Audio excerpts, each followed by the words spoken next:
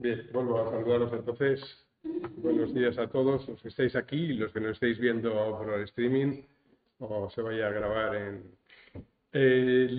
celebramos, como nos ha comentado nuestra compañera, ¿verdad? Celebramos hoy el Día Internacional de la Homeopatía, con un par de semanas de desfase con respecto a la fecha de nacimiento de Hahnemann, que fue el médico alemán que desarrolló el método que nos trae aquí, el método homeopático. Voy a hacer una ponencia un poquito resumen. Voy a explicar en qué consiste la homeopatía. Voy a explicar algunas de la forma de funcionar que tenemos los médicos homeópatas en el día a día, y voy a hacer alguna referencia de investigación, porque creo que va a ser relevante. Te voy a pasar primero un par de fotos de nuestro ilustre fundador del método homeopático, Samuel Hahnemann. Esta foto del Hospital Homeopático de Londres en el 49, 1949. Ya en España, el primer hospital homeopático de San José, que tristemente hemos perdido hace poco. En Madrid, 1878. En Barcelona, el Hospital Homeopático del Niño Dios, 1923. Y así hasta el día de hoy. Han pasado 200 y pico años desde el inicio de la homeopatía. Ni la medicina es la misma, ni tampoco nuestra forma de trabajar en homeopatía. Todo esto ha ido evolucionando, como no puede ser de otra manera, a lo largo del tiempo.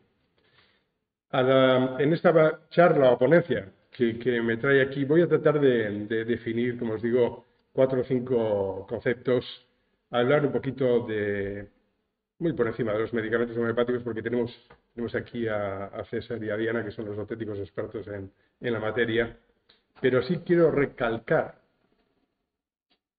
que la homeopatía es un método científico basado en experimentación. Y ahí tenemos un montón de publicaciones que podéis encontrar a punta de dedo, simplemente con introducir la palabra homeopathy o homeopatía en un buscador como puede ser el PubMed. Luego comentaremos algunos links. Definir la homeopatía. La forma más clara y sencilla es decir que es un método terapéutico, es decir, es algo que sirve para tratar a pacientes, y es un método terapéutico que utiliza un método basado en el fenómeno de similitud para elegir el medicamento, y que a su vez utiliza medicamentos homeopáticos que son algo distintos, y luego veremos en qué manera, de los medicamentos convencionales. ¿Podemos preguntarnos cómo funciona la homeopatía?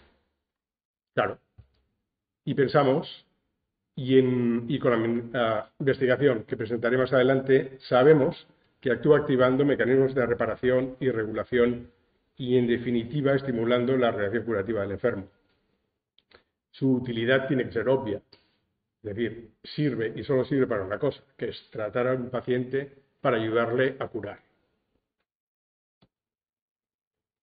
Es muy importante estas características de seguridad y tolerancia. La forma en que están preparados los medicamentos homeopáticos nos garantiza la ausencia de toxicidad y, por lo tanto, podemos utilizarlo con seguridad en situaciones delicadas, en pacientes débiles, muy sensibles, polimedicados, como pueden ser ancianos o niños o incluso mujeres embarazadas. Por otra parte, esto también nos va a ayudar a que podamos utilizarla de forma complementaria y compatible con otras formas de tratamiento, ya sea medicación convencional, ya sea cirugía, ya sea psicoterapia, ya sea medicina manual, cualquier otro tipo u otra forma de actuar con el paciente puede ser complementario y compatible con la medicación, con el tratamiento homeopático. Los motivos de consulta son, vosotros lo sabéis, muy amplios.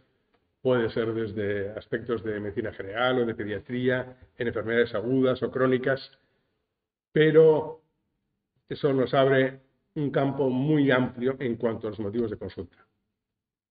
Generalmente, y aquí nos basamos en estudios observacionales, es decir, aquellos en los que preguntamos a muchos pacientes cómo les ha ido, y luego hablaremos, habéis mencionado antes la encuesta de Harris Interactive, que es la última encuesta, es del 2022, de conocimiento, aceptación, etcétera, de la homeopatía, y la mayoría de los pacientes, hasta el 84, hablan de una mejoría clínica significativa con un porcentaje, como os digo, muy alto de satisfacción general.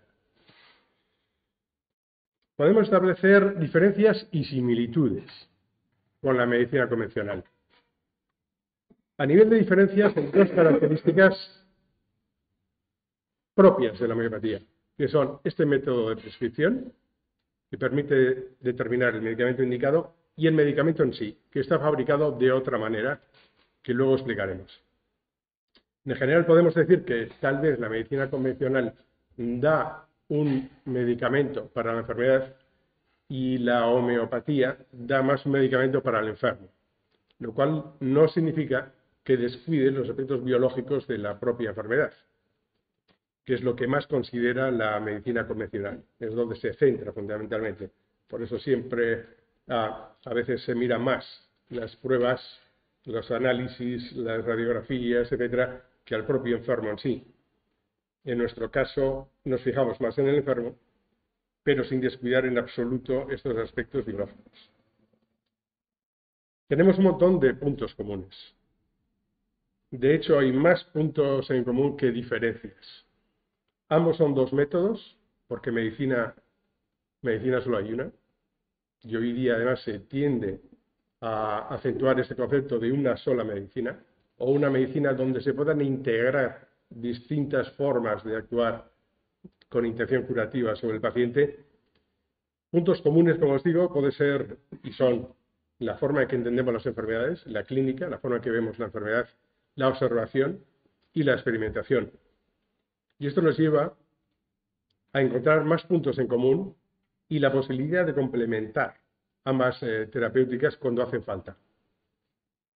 El medicamento homeopático y el tratamiento homeopático puede ser paliativo y coadyuvante en un montón de situaciones terapéuticas complicadas donde tal vez tengamos que actuar con otras, a la vez que otras actitudes terapéuticas, como puede ser con la cirugía. Podemos preparar al paciente antes y después de un acto quirúrgico. Podemos intervenir ayudándole en situaciones en que es imprescindible la utilización de medicamentos convencionales, como pueda ser el caso de problemas deficitarios de producción de hormonas, como puede ser la diabetes, donde si el paciente, entre comillas, no fabrica insulina, nosotros tenemos que proporcionar esta insulina siempre. Pero la homeopatía puede ayudar en un montón de problemas relacionados con esa diabetes.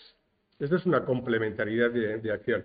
Lo mismo en tratamientos oncológicos, referido no solamente al paciente o al problema, sino a los efectos secundarios de la medicación.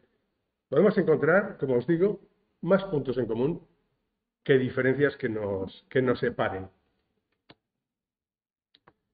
Cada modalidad terapéutica tiene sus propias indicaciones y sus propias limitaciones.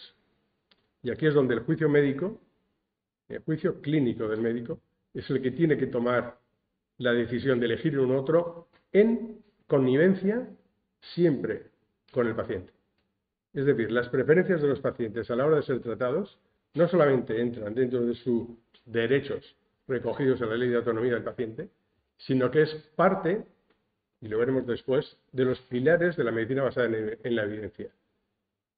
El paciente va a pasar de una verticalidad a una horizontalidad en la relación con el médico. Y aquí se beneficia doblemente, porque si el médico está formado como tal en medicina convencional, conoce la patología, conoce los tratamientos convencionales, pero además utiliza esta terapéutica extra, que es la terapéutica homeopática, se puede beneficiar doblemente. Como digo, por lo tanto, es, como nos comentaba nuestra compañera Sonia ahora, es otra arma terapéutica más que nos abre un abanico de posibilidades que hasta que no nos hemos metido aquí no lo podemos imaginar muchas veces, como médicos y desde luego como pacientes. Como os digo, segura y eficaz. Bueno, ¿y qué es un médico homeópata? Pues un médico homeópata es un médico. Y un veterinario homeópata es un veterinario. Y un farmacéutico homeópata es primero un farmacéutico, que después se ha ido formando y que utiliza medicamentos homeopáticos a veces de forma preferente, especialmente, o en complementando otros tratamientos con medicamentos convencionales. Pero desde luego no tiene por qué, y sería contrario a su ejercicio, el dejar de utilizar o de ver la enfermedad o la clínica del paciente desde un punto de vista convencional. Por eso utilizamos medicamentos convencionales cuando los consideramos necesarios, cuando lo son, por la propia limitación de la enfermedad o del tratamiento homeopático. Es decir, si el paciente necesita algo que lo tiene que introducir porque no lo puede fabricar, aunque nosotros empujemos y estimulemos su capacidad de respuesta y de reacción, si aquello no se puede fabricar, se lo tenemos que dar. Y esto está desde las terapias de sustitución, es decir, pues insulina, las hormonas que necesite, la vitamina D, que no la podemos sintetizar y la tenemos que implementar en la dieta. Hoy día, no sé cómo andáis vosotros de vitamina D, pero la mayoría de los análisis que hacemos, vemos el que no está raspando los 30 miligramos está por debajo de los 20. O sea, hay mucha carencia con mucha frecuencia y la vitamina D ya no es solo problemas de huesos. Hoy sabemos que actúa en un montón de situaciones y de funciones y tenemos que meter, la tenemos que ingerir, la tenemos que proporcionar. En este sentido, también cuando un paciente no tiene la capacidad de solventar un problema, por mucho que se lo empujemos, tenemos que llamar al guardaespaldas, al antibiótico, el medicamento que pueda necesitar en ese momento. Entonces, vamos a ver muchas situaciones y vamos a tratar donde no vamos a suspender, vamos a poder reducir muchas veces y hay medicaciones que sobran y que vamos a poder ir quitando a medida que el paciente vaya mejorando y vemos que supera una situación. Pero hay otros que son imprescindibles y como médicos los mantenemos. Como os digo, aunamos ambos conocimientos, el convencional, aprendido y desarrollado a lo largo de la carrera, con esta nueva y extra posibilidad terapéutica que nos abre la homeopatía, que nos abre un campo, como nos proponía antes Sonia, insospechado, hasta que empiezas a formarte y empiezas a ver lo que puedes conseguir con ello. ¿Cómo es una consulta homeopática? Pues en buena parte muy similar, por lo menos en la primera parte, muy similar o idéntica a una consulta convencional. Vamos a averiguar qué le pasa al paciente, a la persona enferma, que viene en demanda de una solución. Lo vamos a interrogar, vamos a hacer una historia completa y exhaustiva, muy centrada en la persona, muy centrada no solamente en sus dolencias, sino en sus circunstancias, tanto personales como sociales, como laborales, como... Hablaremos y le preguntaremos sobre características de funcionamiento personal respecto a su entorno, nos meteremos en su psiquismo, valoraremos su estado anímico, haremos una visión lo más global y a la vez individual de cada persona que acude a nuestra consulta. En este sentido, es una historia médica convencional ampliada, donde además nos vamos a fijar en peculiaridades propias de la reacción de este enfermo ante una circunstancia que tal vez en la medicina convencional no se fija o desprecia porque no tiene valor relevante a la hora de elegir la medicación oportuna. Pero para nosotros tiene un valor de oro. Porque estas peculiaridades, es decir, la forma en que responde cada persona, es la que nos va a definir la forma en que está haciendo su respuesta a la enfermedad, su forma particular de enfermedad. Por ello, tenemos que partir de un diagnóstico clínico convencional, pero teniendo en claro que cada paciente, cada persona, hace la enfermedad a su manera. Hace la enfermedad según puede hacerla. Aunque tenga el mismo cuadro nosológico, le hayamos puesto la misma etiqueta, tiene una artritis reumatoide, que para la medicina convencional puede ser suficiente para elegir la medicación y el tratamiento que se le va a prescribir, pero que para nosotros solamente es un primer paso. Porque la forma en que hacen los dolores, cómo mejoran o cómo empeoran, qué circunstancias hacen que se les desencadene un brote, etc., todo esto nos da una información imprescindible para elegir el tratamiento homeopático oportuno para esta persona en esas circunstancias. Entonces, diagnóstico clínico, fundamental, pero ampliado y relacionado con la individualidad de cada persona enferma. ¿Qué decidir? ¿Cuál es el tratamiento adecuado? ¿Qué es imprescindible? ¿Qué no? Este es el trabajo del médico. Por esto es importante que el médico homeópata sea ante todo médico. El veterinario homeópata ante todo sea veterinario. Es decir, tenemos que conocer lo que pasa en el paciente para poder establecer, primero, un buen diagnóstico, segundo, un buen pronóstico y decidir qué tratamientos son los más oportunos y necesarios. Por eso vuelvo al concepto que he dicho antes, de que solo hay una medicina, porque lo que hay son distintas formas de tratar a un paciente. Esto nos lleva a lo que últimamente se maneja como concepto de medicina integrativa. Tenemos distintas armas terapéuticas, tenemos posibilidades de tratar a un paciente de muchas maneras, y el poder integrar todo lo que puede beneficiar a un paciente en una misma consulta es lo que nos lleva a la integración, a la medicina integrativa. Y en este sentido, ambas terapéuticas, tanto la convencional como la homeopática, pueden ser complementarias e incluso apoyarse. No necesariamente tiene por qué estorbar. No necesariamente. En cuanto a medicamentos homeopáticos, voy a pasar un poquito por encima, porque tenemos a dos auténticos expertos, y yo no sé si me atrevería a decir los mayores expertos a nivel nacional, que nos van a hablar de todo esto, pero sí quiero hacer hincapié en el aspecto de que, por la forma que están preparados, es decir, la dosis tan baja de sustancia de principio activo, esto hace que carezcan de toxicidad. Y esta carencia de toxicidad es lo que nos lleva a una tolerancia excelente por parte de pacientes muy sensibles o muy delicados o muy polimedicados o aquellos que incluso no pueden tolerar algunos de los medicamentos que pudieran ser necesarios para su patología. Pero esta carencia de toxicidad es muy importante. Para asegurar esto, hay agencias europeas, agencias que trabajan, y aquí está también la Agencia Española de Medicamentos y Productos Sanitarios, que recientemente acaba de dar a los códigos nacionales el término de esta, no sé, aprobación o regularización, digamos, ¿no? del medicamento, que también nos hablará ahora seguramente César de todo esto. En la receta, ¿qué ponemos? La receta tiene que ser muy completa.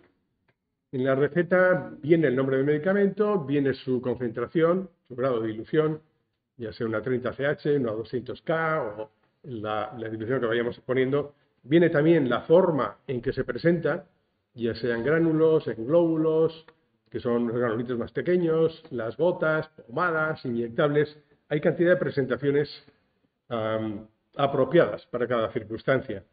Y esta se puede administrar, la más frecuente es vía sublingual, la forma en que ponemos los granulitos en la boca para que se vayan disolviendo y absorbiendo a través de la mucosa sublingual, o bien puede ser inyectables, o puede ser en pomadas, puede ser de forma tópica, etc. También tiene que venir la posología, es decir, cuánto hay que tomar, en qué momentos, durante cuánto tiempo y otras instrucciones que el médico o el veterinario quiera dar al paciente acerca de... Yo suelo utilizar una receta modelo oficial, pero siempre le doy la vuelta, porque en la parte de delante los campos son muy pequeños y en cambio en la parte de atrás les escribo, a decir, vida y milagros, porque es muy importante que toda esa información que queramos dar esté lo más clara posible, que el paciente no se líe, aunque luego tenga el apoyo del farmacéutico y le va a preguntar, cuando llega a la farmacia, ¿verdad? De Ana, seguro, César, os preguntan todo aquello que no se atrevió a preguntar al médico y que sin embargo debería haber hecho, ¿no? Entonces, adelantándonos a esto, siempre hay que dar instrucciones por escrito lo más claro posible. Quiero entrar en esta pregunta que se hacen o nos podemos hacer con frecuencia y últimamente. ¿Es científica la homeopatía? ¿Cómo podemos asegurarlo que sí? Pues la homeopatía cuenta con bases científicas y de investigación de calidad, es decir, aquella que ha sido pasada por revisiones de expertos y luego publicada en revistas de referencia. Y estas investigaciones confirman esta eficacia clínica y excelente tolerancia que tienen estos medicamentos. Los tipos de publicaciones las podemos encontrar, como os he dicho, en buscadores. Y tal vez el más conocido es lo tengo por aquí, PubMed. PubMed es un buscador que busca en las publicaciones biomédicas indexadas por la Librería Nacional de Estados Unidos, que es probablemente, si no la más amplia, desde luego la más usada, indexa 4.600 revistas biomédicas. Y a la hora de preparar esta diapositiva, antes de ayer me metí en PubMed, solo con escribir la palabra homeopatía, hay que ponerlo en inglés, eso sí. También si lo pones en castellano también viene, en homeopatía. Pero escribiendo la palabra homeopatía, aparecieron 6.473 publicaciones sobre investigación en homeopatía, a día de antes de ayer. Para que esas publicaciones aparezcan aquí, tienen que tener calidad, rigor, haber pasado por estos comités que autorizan y revisan y permiten que luego se publique en una revista de referencia. Entonces, me gustaría marcar este aspecto de las bases científicas de la homeopatía en lo que se llama, o en lo que en estos últimos 20 años ha sido el paradigma de aceptación de lo que es científico y lo que no en medicina, que es la medicina basada en la evidencia, que desarrolló Sackett hace unos 20 años, 22 años, y que marcaba en 3 pilares fundamentales. Quiero meter aquí la homeopatía en estos 3 pilares. El primero es la mejor evidencia disponible, que es la investigación. Y esta se sustenta en publicaciones que podemos encontrar sobre ensayos clínicos controlados y aleatorizados, que es lo que se llama el estándar dorado, el gold standard, es decir, a lo que más hacemos caso en medicina, y son los ensayos clínicos a doble ciego, es decir, probando la eficacia de medicamentos en pacientes que no saben lo que toman, etc. Esto es la forma, o lo que se ha dado en llamar los ensayos clínicos controlados y aleatorizados, que son los más rigurosos. Y vamos a encontrar en la base de datos de Coreom 1.240 ensayos clínicos homeopáticos de esta categoría. Las revisiones de todos estos ensayos clínicos es lo que llamamos metaanálisis, que son revisiones sistemáticas de todos los ensayos clínicos referidos a una enfermedad o a un tratamiento concreto. Y hay metaanálisis, y algunos muy exhaustivos, referidos a los tratamientos homeopáticos. Lo hay, aquí he puesto algún ejemplo sobre el tratamiento de la rinitis alérgica, las alergias respiratorias, infecciones del aparato respiratorio superior, de la eficacia de árnica en la cirugía de rodilla. En la cirugía de rodilla, es decir, complementando una actitud quirúrgica. Tenemos, no sé si alguna habéis pasado por la experiencia quirúrgica con algún tratamiento preparado con homeopatía, pero conseguimos que haya muchas menos complicaciones, menor sangrado, recuperación mejor después del quirófano. La diarrea infantil, este es el estudio de Jennifer Jacobs, una pediatra norteamericana, sobre, en fin, una serie de patologías que podéis consultar porque estas bases están abiertas. Tenemos investigación fundamental in vitro, es decir, aquella que se hace en laboratorio. En laboratorio no son las circunstancias de la vida real, no están mediatizadas por el paciente, pero sí se puede demostrar la actividad biológica de una sustancia sobre unas células, sobre un cultivo celular, donde no interviene nada.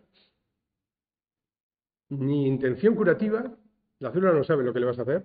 El tejido de rata, cuando le sometes a un tratamiento con diluciones de aspirina, no sabe lo que le estás haciendo. Es decir, ahí se pueden demostrar, y hay publicadas muy interesantes y de mucha calidad, esta actividad biológica directa de las altas diluciones, de las bajas concentraciones preparadas y dinamizadas, como se hace en homeopatía. Tenemos investigación físico-química. Esto lo que busca es tratar de poner en evidencia mecanismos de acción de la homeopatía. No hay un mecanismo de acción único en la homeopatía. Probablemente cada medicamento tenga el suyo, como cada sustancia medicamentosa convencional tiene sus propios mecanismos de acción. Y esos mecanismos lo hemos visto en el caso de Gelsemium, por ejemplo, que incluido este ejemplo, es una investigación de los últimos años sobre neuronas en el sistema nervioso, pone de manifiesto cómo se activan genes de la respuesta de estas células con diluciones dinamizadas de Gelsemium. Se ha visto que incluso en diluciones, en ultradiluciones, de diluciones muy bajas, de concentraciones muy bajas de sustancias activas, persisten nanopartículas, es decir, pequeñas partes, iba a decir submilimétricas, varios millones de veces más pequeñas que un milímetro, que es lo que es lo que define a una nanopartícula, que persisten todavía en estas diluciones y que tienen importancia a la hora de explicar el mecanismo de acción de los medicamentos homeopáticos. Hay investigaciones de alto rigor metodológico, como el estudio EPI3 francés de hace unos años, que es tal vez creo que es el estudio más grande que se ha hecho a nivel epidemiológico en Francia, pero no respecto a homeopatía, sino en general, respecto a medicina o cualquier otra medicina convencional, no se ha llegado a hacer nunca un estudio tan amplio como este. Se involucraron a 6.400 pacientes y 800 médicos, tanto convencionales como homeopáticos, o que utilizaban ambas técnicas. Y este estudio fue coordinado por el Departamento de Farmacología de la Universidad de Burdeos, organizaron o desarrollaron investigadores no relacionados con el mundo de la homeopatía, sino más bien del otro lado, iba a decir. Y los resultados fueron muy interesantes. Se vio que los médicos que utilizaban homeopatía utilizaron 46% menos fármacos antiinflamatorios en afecciones musculoesqueléticas, porque el estudio se hizo sobre problemas de osteomusculares, dolores, de aparato locomotor, dolores de huesos y músculos, por un lado, problemas de ansiedad y de sueño, en otro grupo, y problemas respiratorios, de infecciones respiratorias de vías altas, en el tercer grupo. Y los resultados fueron muy interesantes. Como os digo, a 71% menos de psicofármacos fueron necesarios para tratar a estos pacientes con ansiedad y depresión, con un uso de un 75% menos de hipnóticos en pacientes que tenían problemas de sueño.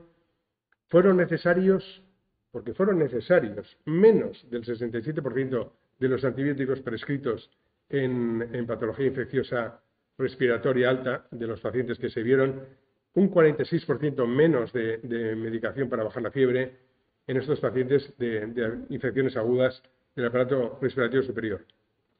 Y todo esto con un resultado, con una evolución, cuando menos, igual al tratamiento convencional. Es decir, no es que perdieran oportunidad terapéutica porque le vamos a quitar el antibiótico y ya está, y digo que no le ha dado. No, es que sin ese antibiótico y con el tratamiento homeopático, el resultado fue cuando menos igual de bueno. De hecho, fue mejor. El segundo pilar de la medicina basada en la evidencia es la propia opinión de los expertos. Es decir, la opinión basada en la experiencia clínica que tenemos los médicos, que hemos ido adquiriendo los médicos a lo largo de los años de ejercicio. Y en concreto con respecto a la homeopatía, tenemos experiencia documentada más allá de estos últimos 200 años. Es decir, hay mucha experiencia clínica. Esta experiencia es fundamental a la hora de prescribir en consulta. Es decir, siempre consideramos el primer pilar, que es la mejor evidencia que tenemos, en base a la investigación. Pero en el mundo real, con el paciente, con el enfermo, con la persona enferma adelante, cuenta mucho lo que tú sabes que has utilizado y cómo te ha ido con otros pacientes similares.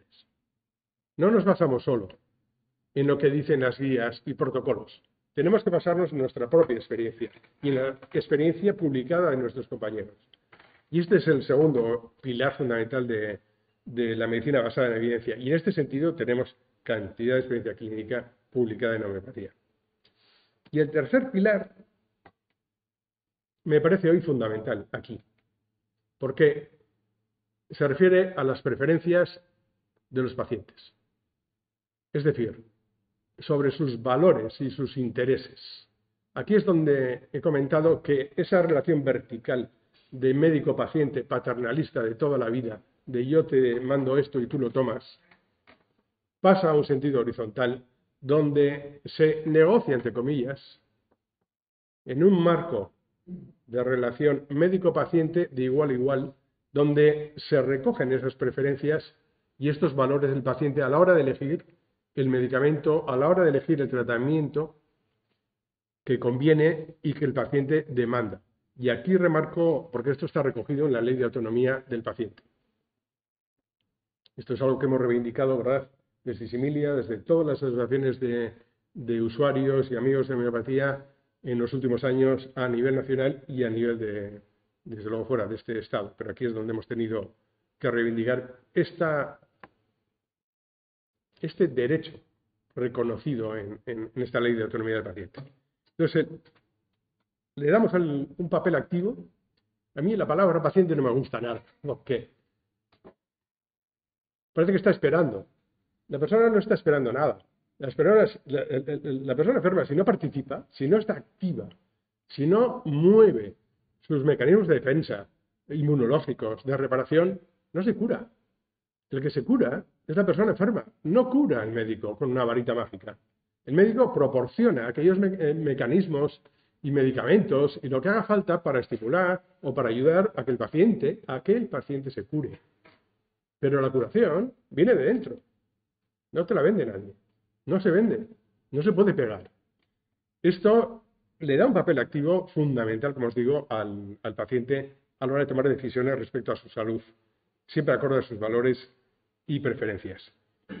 Y esto en los últimos años, teniendo en cuenta estos cambios de mentalidad, la profusión de información a la que puedes llegar a punta de dedo, voy a decirlo así, a través de búsquedas en Internet, etcétera, os lleva a conseguir información que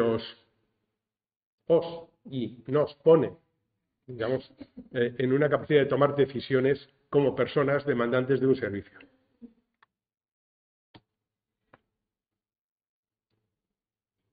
Por lo tanto, respeta, y hay que respetar, la libertad y valores del paciente. La persona enferma debe sentirse comprendida, cuidada, que es a lo que ha venido, y no juzgada. Esto es fundamental. Y aquí, en este sentido, la homeopatía se centra en este enfoque global, integral y activo de la persona enferma en demanda de una actitud. Habéis mencionado esta mañana, al principio, ¿verdad?, el estudio Harris Interactive. Este es el último que se ha publicado hace un par de meses. Lo publicó, se ha hecho, es un estudio de conocimiento, aceptación y confianza y el uso de la homeopatía en Francia, Italia, en Canadá y en Estados Unidos y en España. Se han hecho estos en los 5 estados con muestras relativamente amplias. La muestra que se utilizó en el Estado español fue de 1.059 personas y los resultados son un poco los que se han comentado esta mañana, pero el 84% considera que la medicina complementaria y convencional puede desarrollarse de manera conjunta. Ambas se pueden desarrollar, no tienen por qué estar enfrentadas, que es algo que yo he querido marcar desde el principio. Hay más en común que de separación. El 47% ha utilizado la homeopatía a lo largo de su vida, con tendencia al alza desde el estudio de 2011, que es el anterior que tuvimos. El 52% la considera una terapéutica natural con efectos secundarios escasos y valora seguir usándola en el futuro. El 84% está satisfecho con el resultado del tratamiento. El 85% piensa que la homeopatía debe ser aconsejada, y esto es importante, por sus profesionales de la salud. Es decir, el 85% debería demandar a su médico la posibilidad de acceder a esta terapéutica. Generalmente se pide consejo, 51% al médico homeópata, 38% a su farmacéutico habitual en los resultados de estos. En cuanto a usos, un 34% en contexto de enfermedad crónica, un 27% lo usaron en la práctica del deporte, donde aquí hay un campo muy interesante y muy efectivo. Sabéis además que hay muy pocas y si no única. Yo creo que es el único medicamento, en general, medicamento reconocido, que puede ser aceptado en las competiciones que pasan análisis antidoping. Entonces, a nivel de atletas y deportistas de élite, se tratan casi exclusivamente con homeopatía. Los caballos de carreras, todos. Aquí lo saben también los veterinarios, con un resultado excelente. En este sentido, en la práctica deportiva cotidiana, también, sin llegar a la de élite, pero en la élite la homeopatía es de primera elección. Y un 25% acudieron a la homeopatía después de un tratamiento poco efectivo. Esto pasa mucho.